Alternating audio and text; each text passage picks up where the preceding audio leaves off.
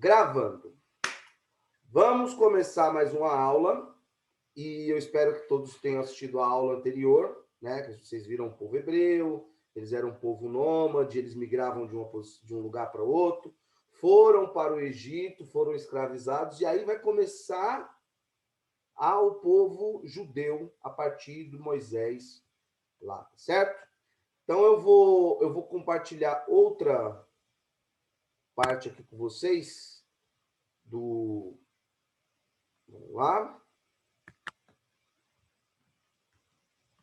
Deixa eu ver se vai. Acho que foi, hein? Foi. Vamos lá para as curiosidades. Vamos para as curiosidades. Eu tenho que botar isso aqui. Vamos para as curiosidades da Bíblia. Você conhece o que significa a Bíblia?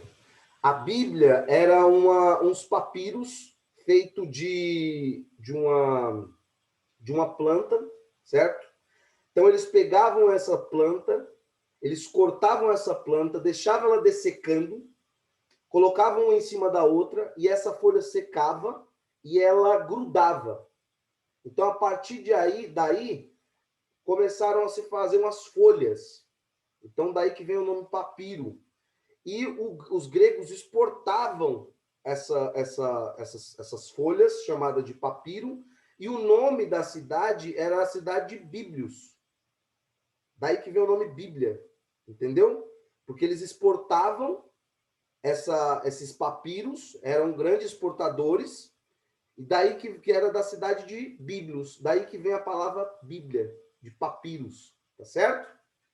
Dúvidas até aí? Não, faz assim com a cabeça, para ver se vocês estão entendendo. Beleza. Vamos lá. Seguindo. O primeiro livro impresso da história do mundo ocidental, o primeiro livro impresso em 1450 foi a Bíblia. Então, para você ter a Bíblia, era muito difícil você adquirir a Bíblia, certo? Era só uma pessoa conseguia escrever e só a igreja tinha o poder de ter essa Bíblia. E a partir do momento que Gutenberg vai começar a fazer códigos e começar a fazer encaixes, e ele vai conseguir imprimir essas Bíblias, certo? Porque antigamente não tinha Bíblia para todo mundo. Então, com Gutenberg, ele vai fazer lá na Alemanha a primeira impressão da Bíblia. E o que acontece? Olha que legal. Como era muito difícil de ter impressão, não tinha impressão, então era feita à mão, uma pessoa só, ele quase foi condenado por bruxaria. Então ele teve que revelar como é que ele fez essa impressão para não ser condenado por bruxaria. Tá certo? E ele vai, em vez dele ganhar muito dinheiro, ele vai morrer pobre. Tá certo? Segundo ponto. O livro mais vendido do mundo é a Bíblia. Eles nem colocam nos best-sellers, onde que é as pessoas dos livros mais vendidos, porque senão não daria graça. Só em 1816 até 1975, estimou-se que já tinha vendido 2 bilhões de exemplares. Então, é um assunto bem complexo, né? A Bíblia é um material muito extenso e complexo. Então, a gente tem que entender muito bem a fundo para entender, certo? A Bíblia foi feita por capítulos no ano de 1250. Então, ela foi colocada capítulos, porque ela era inteira, uma história. Então, ela foi colocada em 1250 capítulos. E em 1550 foi colocada os versículos. Porque até então, se você pegar na Bíblia Hebraica, eu tenho uma Bíblia Hebraica aqui. Olha que legal. Eu tenho uma Bíblia Hebraica aqui. Mas nos rolos feitos lá até hoje, ela não tem versículo, nem tem capítulos. Ela é um texto inteiro. Então, em 1250 vai colocar os capítulos, e em 1550 vai colocar os versículos. Tá certo? Vou admitir outra pessoa aqui. Seguindo. Deixa eu seguir. A aparência de Jesus ou Yeshua. No hebraico, Jesus ele é chamado de Yeshua, certo? Ponto importante, se você vê essa aparência aqui dele um ser mais europeu, assim, porque a Igreja Católica que difundiu o cristianismo, então era a visão que os católicos tinham de um Jesus mais europeu, né? Mas, na verdade, Jesus ele não tinha essa aparência europeia, né? Isso aí foi uma coisa da Igreja Católica que expandiu a imagem dele assim, porque era a convivência de mundo deles, né? Eles viam os europeus, que eram de olho azul, cabelo longo, então eles imaginavam um Jesus ou um Yeshua assim. Mas, na verdade, se você pegar a mais aparência que se assemelha de um semita naquela época, de Jesus, era essa aqui de baixo. Tá vendo? Porque eles eram, na aula anterior a gente viu lá dos hebreus e tal, então eles tinham mais ou menos esse aspecto aqui. Mas ele não tinha essa visão europeia dele, de cabelo longo e olho azul e sendo loiro, não. Isso é uma visão completamente europeia de Jesus. Tá certo? Vamos seguindo. Vou tirar aqui, porque senão não vou conseguir pegar. Em 1189 capítulos, né? 929 no Antigo Testamento, 260 no Novo Testamento. Dependendo da versão, ela tem a 31.100 versículos, tá certo? A Bíblia. A Bíblia ela foi escrita em hebraico, tá? A língua original das escrituras do Velho Testamento e tal é em hebraico. O hebraico é escrito até hoje lá em Israel, e vem dessa época, é escrito num pergaminho e tal. Ela foi escrita em hebraico, tirando algumas coisas de Daniel, que foi feito em aramaico. O aramaico era a língua falada na época, porque o hebraico era tão santo, sagrado, que você só lia ele nas sinagogas ou no templo, que eram as escrituras. Então, o dialeto da época era o aramaico, certo? E Daniel vai escrever algumas coisas em aramaico. Beleza? O Novo Testamento, ele foi feito em grego, foi escrito em grego, tá certo? Então, o Antigo Testamento vai ser em hebraico, o Novo Testamento ele vai ser escrito em grego, tá certo? E outra curiosidade, o livro mais antigo da história é Jó. Não é Moisés, tal, é Jó. Jó vai ser um dos livros mais antigos que vai colocar nesse compilado, é o livro mais antigo da história, é Jó. Tá certo? Tá dando para entender, pessoal? Tá todo mundo entendendo? Bastante extenso, né? Mas com calma a gente vai chegar lá. Agora a gente vai ter a introdução ao judaísmo, né?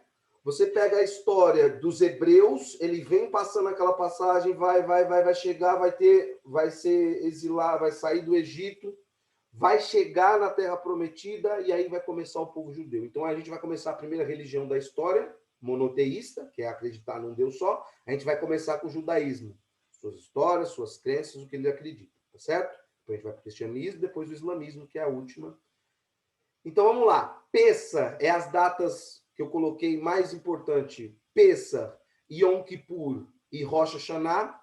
Pessa é a Páscoa, é a passagem, o espírito da morte não chegou na casa dos hebreus, tá?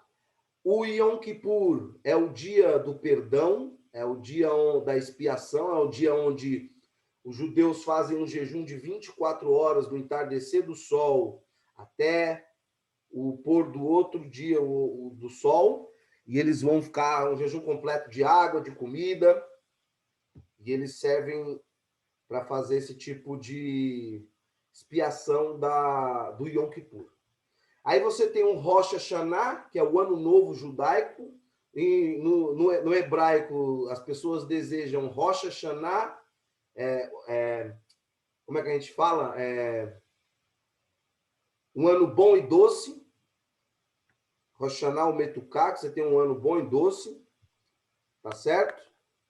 Agora, pontos Kippá, Tefilim, Talit. O que é um Kippá, um Tefilim, um Talit? Está lá na Torá, lá no Antigo Testamento, o que, que era isso? Então vamos lá. O kippá é esse chapeuzinho.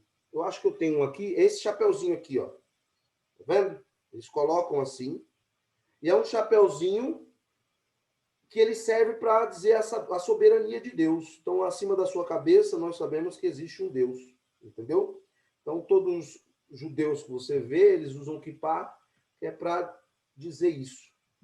O tefilim, que é essas caixinhas que eles usam aqui, ó, na cabeça e no braço, significam alinhar os desejos da cabeça com os desejos do coração. E tem uma passagem lá em Deuteronômio que fala, você vai colocar, você vai amarrar isso que eu te disse no seu braço e vai colocar na sua cabeça, no frontais entre seus olhos, para que você lembre do que fui eu que te tirei do Egito e tal, e tal, e tal. Então, quando eles estão fazendo a oração, eles amarram esses filactérios, esse tefilim, no braço e na cabeça para alinhar o desejo do coração com o desejo da cabeça. Você tem um talite aqui, que é um manto de oração. Eu tenho um talite aqui também. Eu trouxe para vocês. Esse é um talite gadol. Esse é um talite, é o mesmo que o pessoal usa em Israel. Tá vendo? Ele é... Você coloca ele. E ele tem esses fios. Tá vendo? Que é uma roupa de 4 cantos. Quando você coloca, tem uma passagem no Velho Testamento que fala, você vai usar fios, você vai colocar esses fios para você lembrar dos meus mandamentos. Tá certo? Então, quando eles colocam esse talite, esse manto de oração, eles estão lembrando dos mandamentos do Eterno. Tá certo? A Bíblia dos judeus é a Torá, né? Os 5 primeiros livros da Bíblia, de Gênesis a Deuteronômio. A Bíblia foi escrita em hebraico, que a gente feita por um rolo. Tá vendo esse rolo aqui, ó? Esse rolo aqui é escrito todo à mão. Então, olha quanto tempo demora para escrever um Sefer Torá, né? Então, ele é escrito todo à mão, palavra por palavra. E se você errar uma palavra, se você tiver na última parte e você errar uma palavra, então toda essa Torá ela é descartada. Tem que ser do jeito que eles fazem há 3.300 anos. Tá certo? Então, vamos lá. Aqui nós temos uma mezuzá.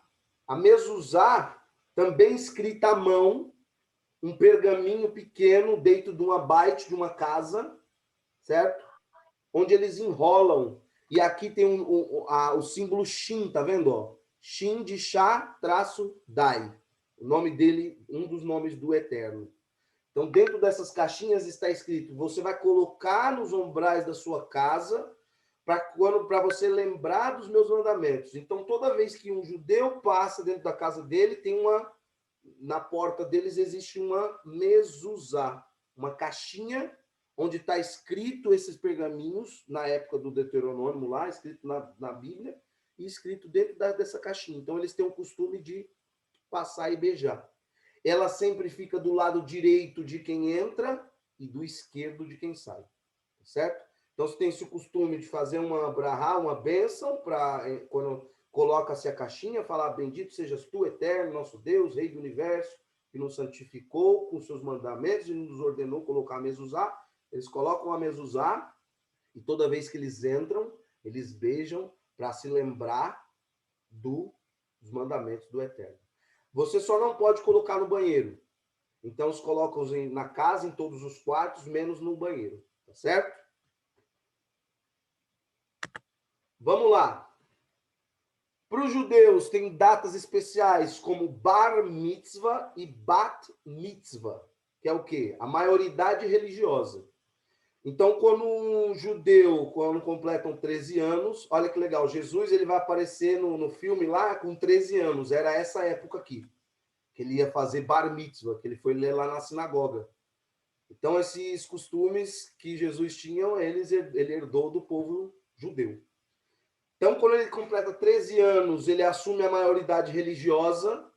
É a primeira vez que ele vai colocar aquelas caixinhas, aquele tefilim que eu falei para vocês. A partir desse momento, antes não coloca. A mulher é dispensada de colocar essas caixinhas.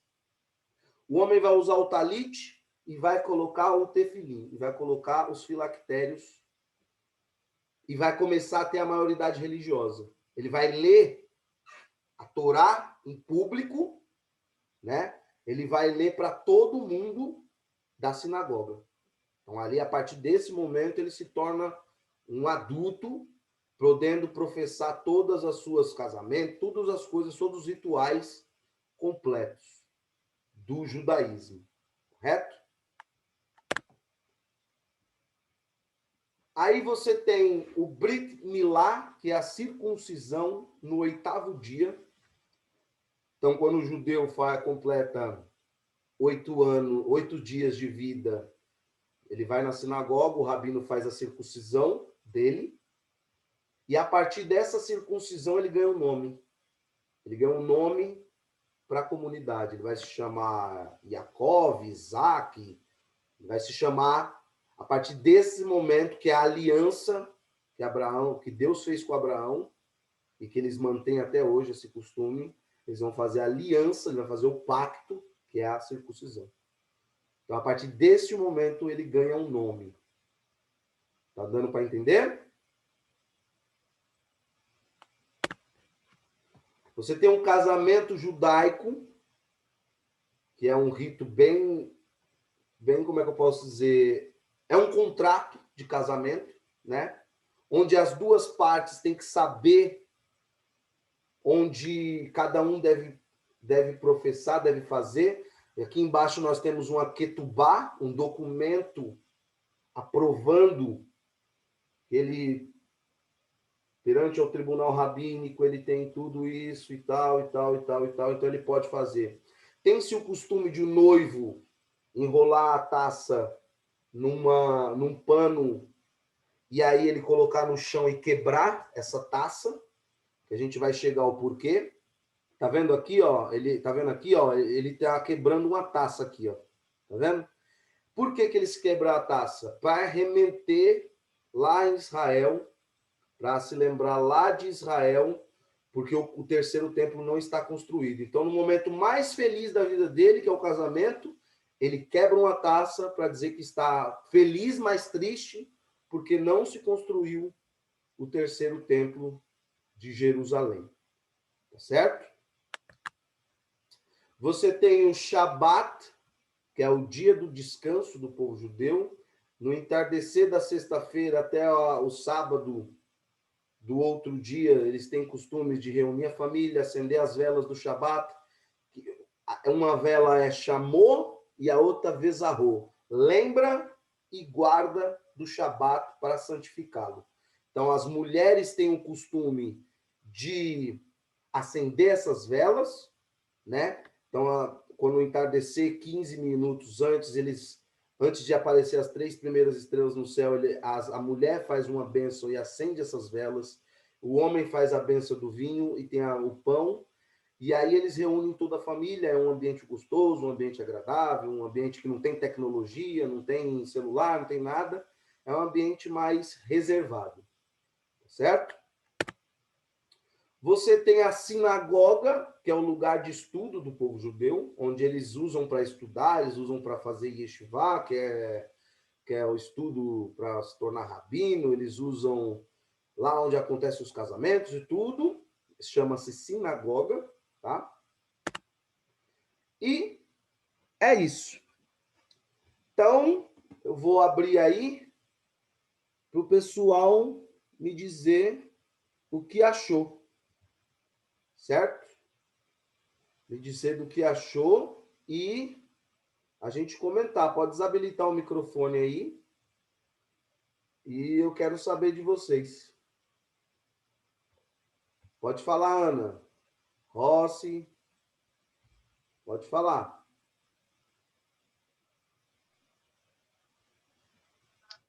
Boa noite. Boa noite. Tudo bem? Tudo, graças a Deus.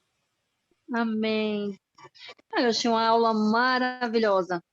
Tirei muito aprendizado mesmo, mas já estou aqui com o meu caderno, já fiz várias anotações, Eu vou mandar para né? vocês isso também em PDF. Aí vocês vão fazer, dá para fazer um livro com as aulas, hein? Ai, Toda que vez que bem. tiver alguma dúvida, peraí que eu vou consultar o livro.